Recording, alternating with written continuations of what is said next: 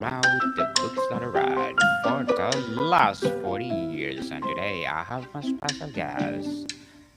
She is my feature author of the month of April, award winning and best selling author, no other than Miss Marcy Pusey. Hi, thanks for having me.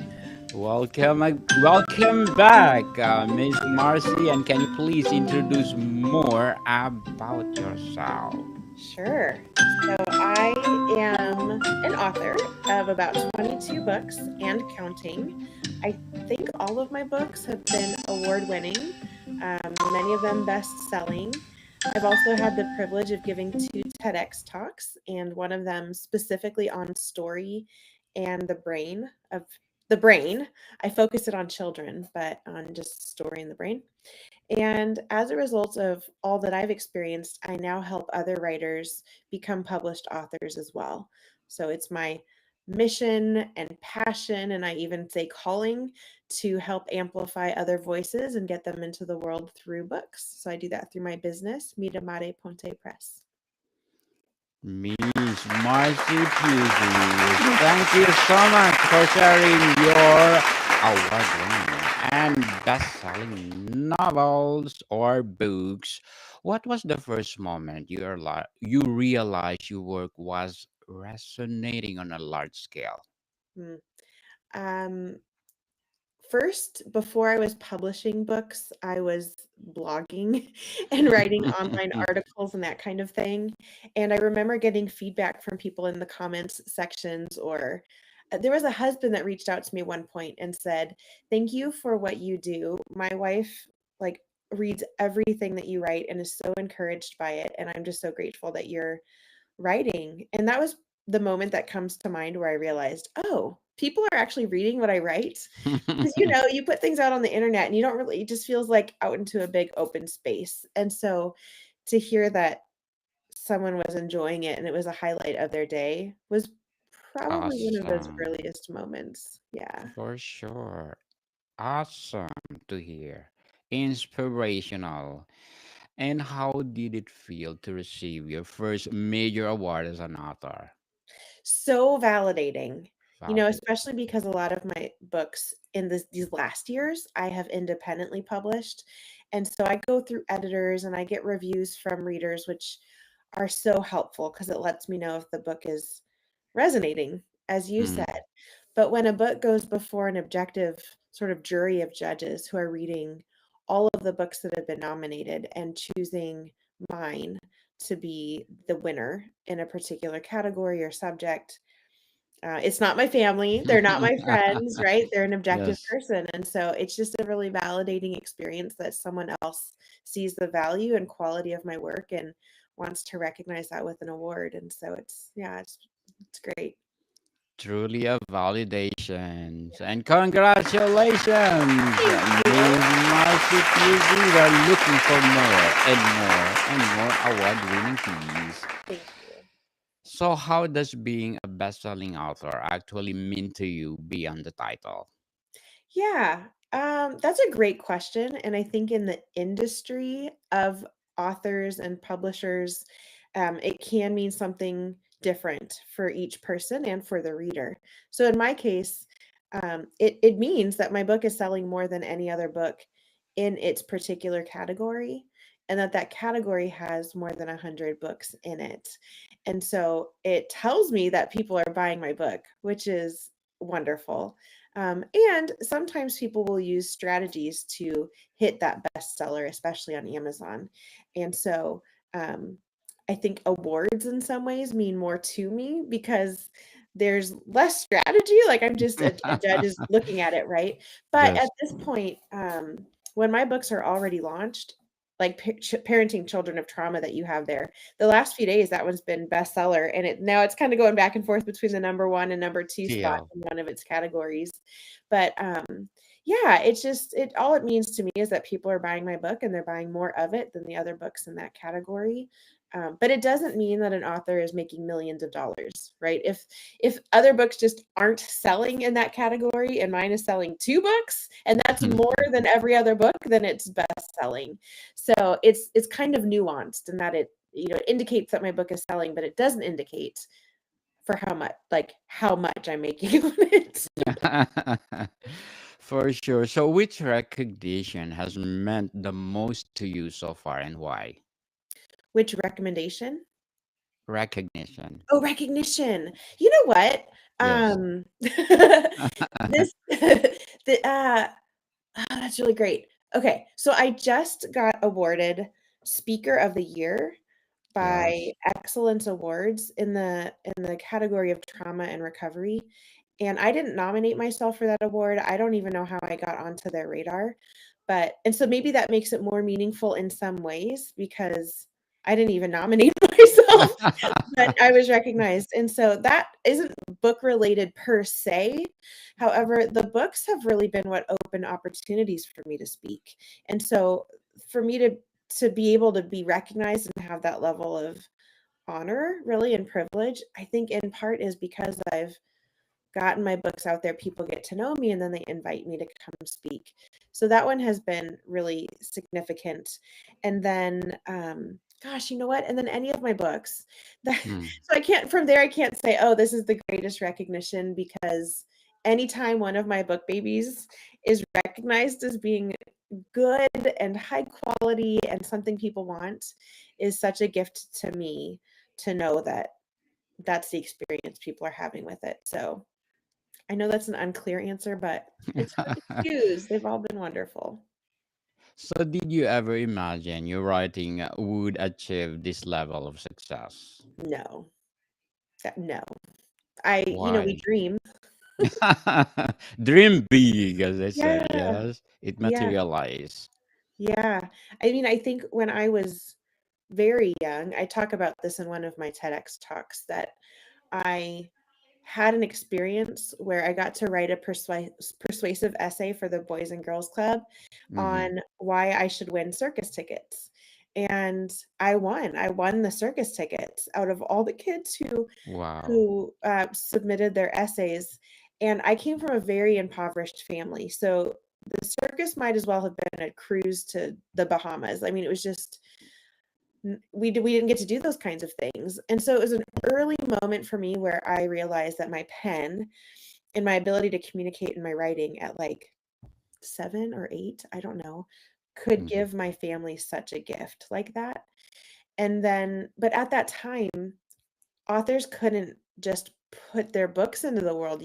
There's one path and you had to take that one path and so I didn't think that I would be good enough for that, and I became a therapist instead, which is really wonderful. I mean, I love what I've learned about trauma and resilience and the ways that I can help people therapeutically.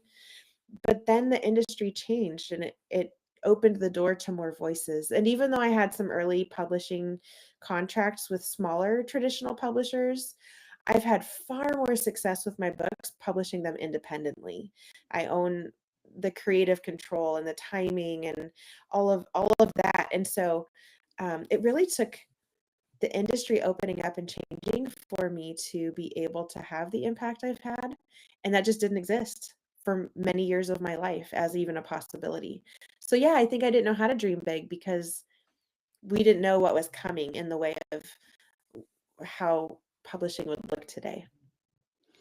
So, Miss Marcy, let's talk about behind the scenes of Yeah. your writing. What was the hardest part of your journey to becoming a best-selling author? The hardest part of my journey was hitting publish. Right? Like Yes. I I write naturally. I write. It's something that comes easy to me. It's how I process my world and my life. It's how I think. A lot of writing feels good. But when it comes to hitting publish, that's the moment that you are about to let the whole world see what you've written and leave reviews on what you've written and all of their opinions about you and about what you wrote. And that is terrifying in its own way. And so I had to, I had friends who would be really helpful and say, have you hit publish yet? And I would say, no, not yet. I might Not read it yet. one more time just to make sure, and they would say, no, it's time, go hit publish. So I think that was for me the hardest part was like actually just choosing to make it available to everyone's criticism and impact. Like both happen. People are going to love it and be changed by it. And then there's going to be people out there who don't love it and are going to tell you all the things they think about you and your work. And True. so, yeah, I think I just had to really develop a security in myself and in my work that even if some people don't like it, which is going to happen, that if one life is changed or impacted in some way because of what I've written and put out there, then it's worth it for them. I'll take all the criticism if it's worth it for that one person. And then what I've experienced is that it ends up being impactful for far many people, like many, many people. And there's only very few critical, angry voices out there. And so I listen to see if Mm, there's something I can learn from them, but I don't true. take it personal because I can't. It's teaching me more about them and what they're looking for. Anyway, so yeah, True. hitting That's publish is the true. question. So was there a turning point that changed your career trajectory? Yes. Yes. So I was exclusively in the traditional publishing industry for 7 years, in the Yes. children's book publishing industry, which tomorrow is International Children's Book Day. So Oh, wow. I know we're going to celebrate that tomorrow. But I was at a conference in Europe where I lived, and we had flown over some agents, literary agents from New York. And we all had an opportunity to submit our manuscripts anonymously. Our manuscript, our children's book manuscript, would be read out loud, and the agents would raise their hands where they would have stopped reading it if they were at home in bed going through their slush pile, which is what they call our submissions. And so my book was read aloud, and it got read the most of any other book before a hand went up. And when the hand went up, so this initial book is called Turkules. It's my children's picture book about a Herculean turkey chick who's born with Herculean strength, and he's catastrophic. Like he's learning how to eat and fly and sleep and do all the things, but everything he does is just catastrophic. So this is the story that's getting read out loud. And the agent raises her hand and says, "Well, turkeys don't fly." And so she's like, "This is where I would stop reading." And it was interesting because no one in the room knew it was mine, but other people started to defend my book. Like one woman Yes. said, "Actually, wild turkeys do fly." And so this agent starts to get schooled on education around wild turkeys. Um, and then, but she's just like, "Well, whatever, like I don't care. Moving on." But the whole time she was reading our books, she was really grumpy. Like, "I don't even know why I say yes to these things. I don't know why I came. Why do I even do this?" Like, just so rude. And then she Yes. says, "But it's okay that you're experiencing me like this in this mood because it's at the end of the day when I've worked for my actual clients that I go through your work when you submit them to me. And this is the mood that I'm in when I'm sitting in my bed." And it was so eye-opening for me to realize that you can have a book that other people love and will defend and support, but the people reading our books making decisions about whether children will ever read it are grumpy, mean people, some of them, at the end of the Some day of in their them. bed, tired and hating what they're doing? And she was a really well-known, highly sought agent. And then for the rest of that particular event, she kept returning to my book as the example to the other authors for how to write a good, high-quality book. But she still did not choose to acquire my book. So I left that conference feeling so disillusioned. Like people loved my story, but this grumpy, angsty, tired, kind of Agent. self-important agent didn't want to see the value in it and couldn't, whatever. So then I was like, well, how do you get published? How then will I find the agent who's not grumpy at the end of her day, not tired at the end of his day, whatever it might be, who's willing to see value in the work that's being submitted? And so I kind of threw in the towel for a little bit. Yeah, it's turkey leaves right there with the turkey on it up a little bit. This one. Where is it? Yeah. This They're right there, turkey Tur- leaves. Yeah. Turculus. And Okay. kids love it. I mean, it's constantly a kid favorite whenever I go to a school or do an author visit. So as you can see, I went on to publish it myself.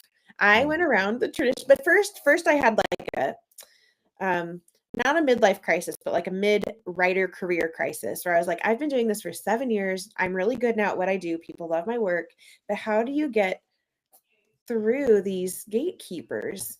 And so then, while I was processing what to do with the rest of my life, an opportunity to learn how to independently publish crossed my path, but it was for adult nonfiction.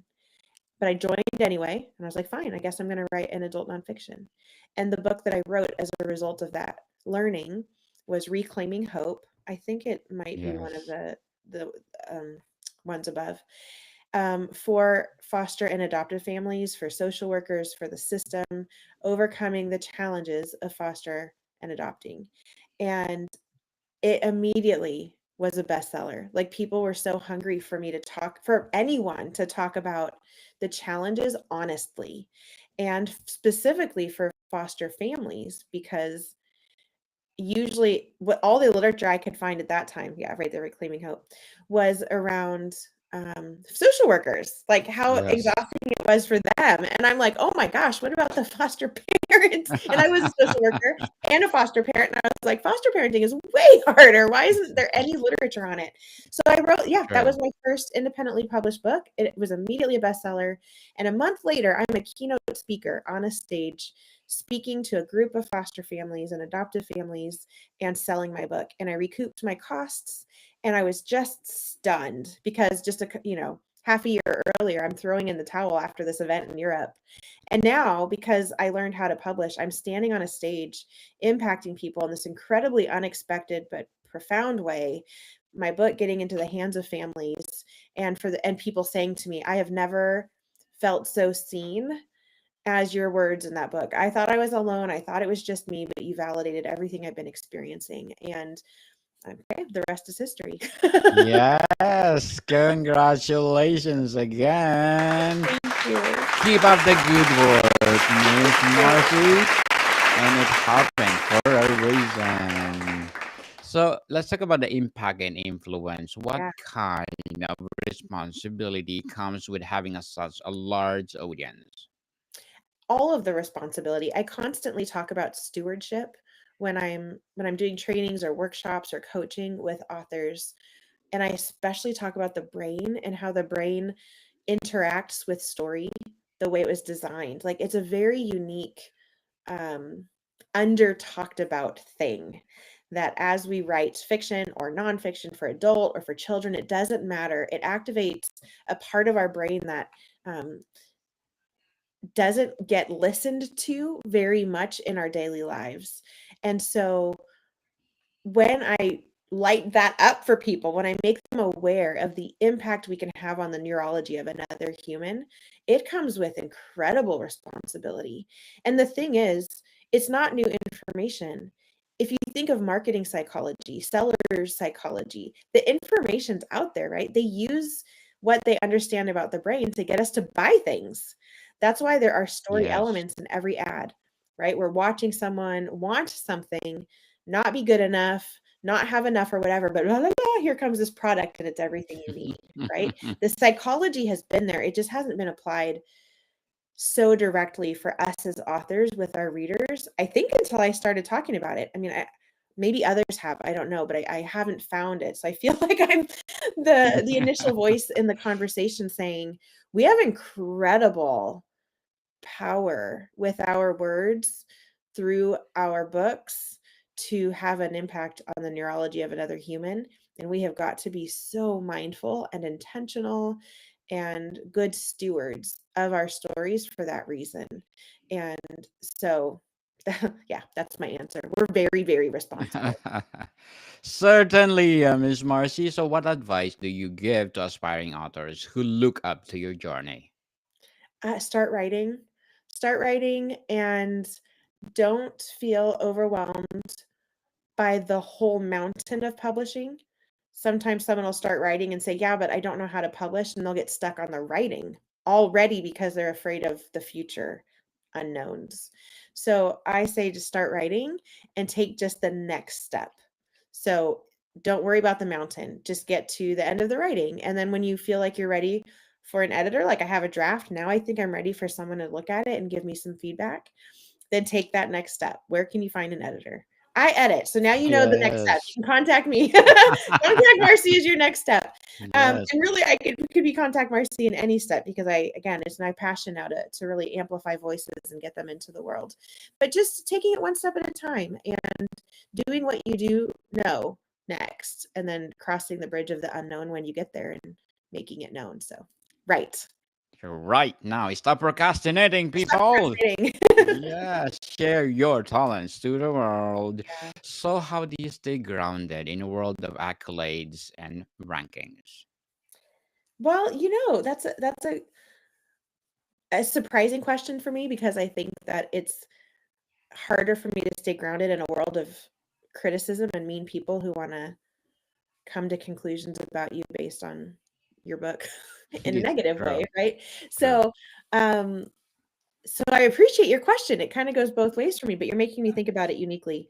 I think as we were talking a little bit earlier, I'm a person of faith. I'm Christian, and I believe that God is good and that He loves me and that He puts a calling on my life. And so the awareness of that, the belief in that, reminds me that I'm not here because I'm so amazing. I believe I'm here because God has opened doors for me to be here. He's carried me through hard situations, and now I can share what I've learned through those hard situations with other people. And so that's why I think where I see it as a calling. And I think that grounds me both in the positive and in the critical comments that come up. Um, I have some, I'm going to be mindful about how I talk about it. I have a family member, um, a, um, a former family member who, in retaliation, has gone to my books and either left 1-star ratings or before he was caught was actually leaving reviews. And it would be so easy for me to just feel so discouraged by that or angry by it or whatever I'd want to feel. But because I know my grounding and who I am is bigger True. than someone's comment or someone's retaliation, even if they don't know me and they just read it and they don't like it. I get a lot of people who just get upset that I'm a Christian and they read my book. Like, it may just be that. Sometimes they're like, "Oh no, I found out she's a Christian. Now I hate everything she said." Like, I'll get some of those kinds of comments. But knowing who I am, apart from what anyone thinks or says, is grounding for me, whether it's a critical or a positive statement. So the accolades, the awards, I just feel so honored and grateful because I know Mm, myself. I know what a mess true. I am, right? I like That's true. I know Yes. me, and I'm just wow. The fact that I can impact anybody with my life is so incredibly such a Something gift. else. Yeah, and then Thank likewise, and thank God, Miss Marcy, you let them go. yeah, Let it go. I let it go, let it go. I do. Let it go. And that's been a journey. I wanna be clear that I did not start that way. I mean, I have had to deal with the feelings of people just being I mean, if they're giving me constructive criticism, that's fine. I want to grow and improve.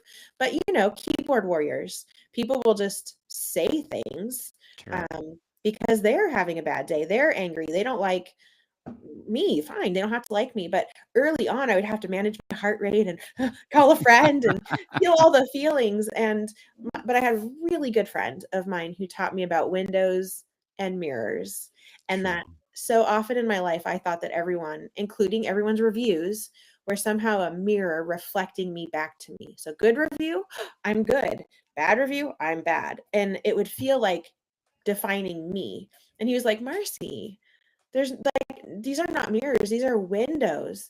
These are an opportunity to look through a window into someone else's experience, their worldview, how they operate, and learn about them. And then you get to make a decision with what you want to do with what you've learned." And that was like my whole life flashed before my eyes. Every mirror or everything that I thought had been a mirror my whole life flipped into a window, and I was immediately freed, like just in this really beautiful, powerful way of seeing myself defined by how people interacted with me or didn't interact with me. And so the journey has been one of deep wrestling with my own worth and my value and being able to separate myself from other people's opinions and thoughts and really ground myself in who I know I am and who God has made me to be. And so now I don't know, 10 years into publishing, actually 17 years into publishing, but 10 years of independently publishing. When those reviews come along, yeah, sure, my heart still picks up a little and I still take, practice deep breaths, but I'm far more aware that this is saying to me something about the other person than it is about my worth and value. And that has I just changed my entire life, but also how I respond to when I put my books out there. And so there Let you it go. go. So, Miss Marcy, let's talk about the craft itself. Has winning awards or topping chart changed how you approach your writing process? I keep saying that every time you ask a question, I'm like, that's a great question. You're asking great questions. Has it Thank changed you. how my writing? I mean, I think what's changed my writing process is just by continuing to do it. And then Stephen King says the way to become a great writer is to read and read and read and read and read. And Yeah. so I do read a ton, but mostly now I'm reading unpublished books that I'm editing or working on getting published. Um, but I think that the practice of the craft of writing is in large part what makes you better, as well as responding to the feedback people do give. Um, my young adult novel has a very honest, truthful, constructive criticism review on it. And I'm reading it and I'm like, yeah, he's right. Yeah, he's right. Like, I know. Correct. I tackled the genre because the story wouldn't go away, but it's a very intimidating genre because I love it so much. And this man was like, could see the positive and he could see the gaps and the holes. And so in that case, his feedback can help me be a better writer. He was validating that I knew where the problems that I knew were there. He was validating, like, okay, I can see the problems too. We're right. And some people didn't see those as problems and they loved it. And that's wonderful. But I think there's so many opportunities to grow as a writer. And I don't know that the awards have been those opportunities as much. I think they validate that I'm doing something right and good, but it doesn't communicate to me that I've arrived as the best possible writer I can be. And so that's going to continue to come with listening to the constructive feedback, to the positive feedback, and continuing to do it. And I mean, I'm writing for my audience, right? If I were writing for me, I wouldn't hit publish. As soon as I put it out into the world, I'm writing for others. And so those others are going to be the ones to let me know whether I'm serving them well or not with the literature that I'm putting out. And so, yeah, I think it's probably them then who really inspire me to continue to grow and be better, more so than the awards. So, Miss Marcy, do you feel more freedom or more pressure now that your name carries weight? You know what? I forget that it does, so I don't feel the pressure. That's I the Yeah, good thing. it is. I remember one day, so I don't introduce myself to most people in the world and say like, "Hey, if you Google me, I'm on pages and pages of Google Okay. pages." And so I forget that. But one day I was coming out of a work environment and a community that I had lived in for a while, and on a school campus, and one of the teachers came out and he was like, "Marcy, you are famous. I had no idea." He's like, "I Googled you and you're everywhere." And I was like, "Oh, that's so funny." Like, I don't think of it as being famous. And, it's only in my little pocket of the world, if anything. So yeah, again, I just live with myself every day in my life. And I'm a single mom, and that came through some really hard, unexpected, unfortunate circumstances. Have had murders in my family. I've had a panic disorder I've had to navigate. I'm like just out here living my life and living it with me. So when someone's like, wow, you're really well known, or you have all, like, I just forget because I'm living my life and it's so normal feeling. So for that, Miss Marcy, I'm gonna give you an applause. Oh, thank you. That's so awesome. Me So too. what do you believe truly makes a book deserving of wide recognition? I think a book is deserving of wide recognition if it has served the readers well and in the best possible way. When an author comes to me and they're feeling stuck, or even myself in my own writing, they're feeling stuck on what to title the book, writing the book description, the author bio, how to structure the inside of the book.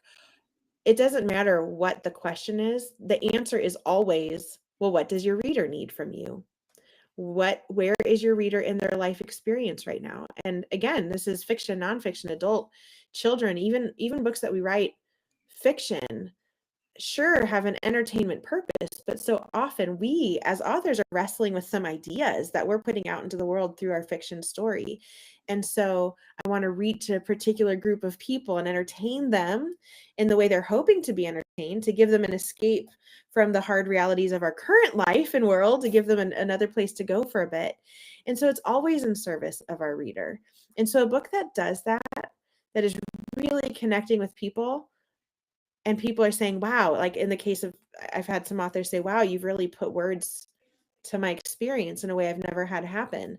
Okay, that's great. Or I've read books, Brene Brown is one of my favorites. And so when I read her book and I'm like, yeah, oh, you're giving me language. You see me. I'm not alone. This is no, then and when that's happening for a wide amount of people, then I think it deserves the recognition and readership that it gets. But we have to invest in it to create that kind of product. And we have to care about the people that we're writing for enough to be mindful of what serves them the best, and then to make pivots. Sometimes authors are really committed to their idea, and it may not be the idea that best serves an audience. And so an author then has to wrestle with, well, am I writing for me or am I writing for them? And they get to make that decision, but the result will be based on who they were writing for. So, what's your secret to staying creatively inspired after so much success? I continue to pay attention to the world around me, how others are doing, how I'm doing. A lot of my writing, again, whether it's for adult or children or fiction or nonfiction, is a kind of way that I raise my hand and say, does anyone else think about this or want to talk about this or need this in their lives? And so I continue to sort of document and pay attention to what is impacting me, um, emotionally, whether that's a positive emotion or a painful emotion, and then think about how I can share that with others in a way that might impact them as well. So creativity abounds. It's all, the opportunity for it is around us all the time. We have to pull our heads away from the screens and live life a little bit mindfully and paying attention to what's going on, in each moment. And that creates a lot of fodder for new creative works. So, Miss Marcy, before we wrap up our discussion for today or tonight, I'm inviting you to please do listen to my other podcast, Food 101, in its fifth season, people. Fifth season with Chef Alessandro, one of the specialty chef in one of the five-star hotel in downtown Toronto. Please do listen to our latest episode. We are reading our letter senders all over the world. So please do listen Food 101 wherever you listen your podcast.